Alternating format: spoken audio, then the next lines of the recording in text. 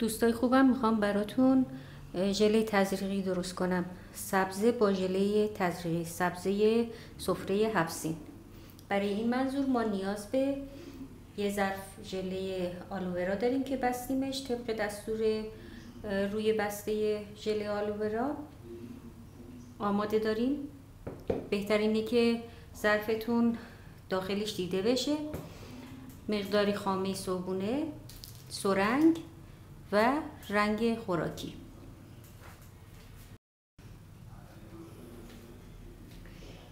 رنگ زرد و آبی رو با هم مخلوط میکنم تا رنگ سبز به دست بیاد.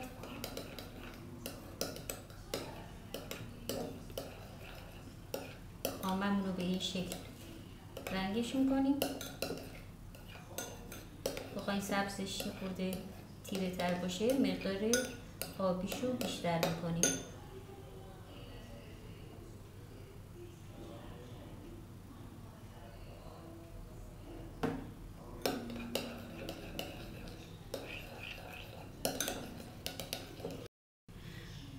و بعد اونو داخل سرنگ میکشیم. بهترینه که سرنگ رو چند بار حرکتش بدیم که روون بشه و بعد خامه رو میکشیم داخلش.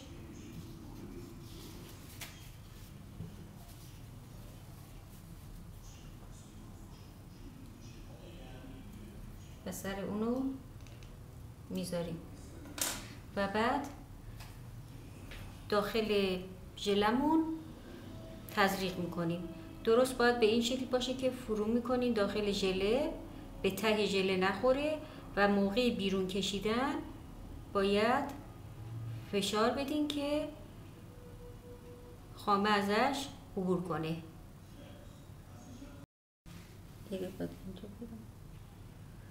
به این شکل سوزن رو داخل میکنیم و موقع بیرون کشیدن فشار میاریم به سوزن که خامه ازش خارج بشه و شکل سبزه رو برامون درست کنه.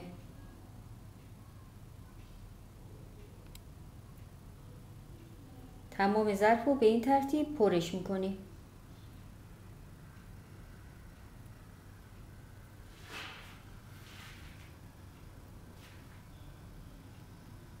خیلی سریع میتونیم این کار رو انجام بدیم. بعد از اینی که ژله سبزمون تموم شد، یه ژله رنگی درست میکنین، هر رنگی که دوست داشتین و هر مقداری که دوست داشتین، به اندازه‌ای که بخواین عرض روبان پایین سبزتون باشه. و بعد از اینی که کمی خنک شد، اونو روی ژله سبزمون میدیم.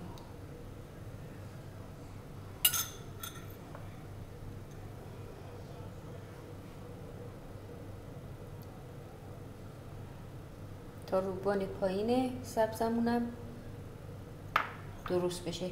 اگر خواسته باشین میتونین 2 قاشق شیرم توی این ژلتون بریزین تا کمی مات بشه و از این حالت شفافیت و شیشه‌ای بودن در بیاد.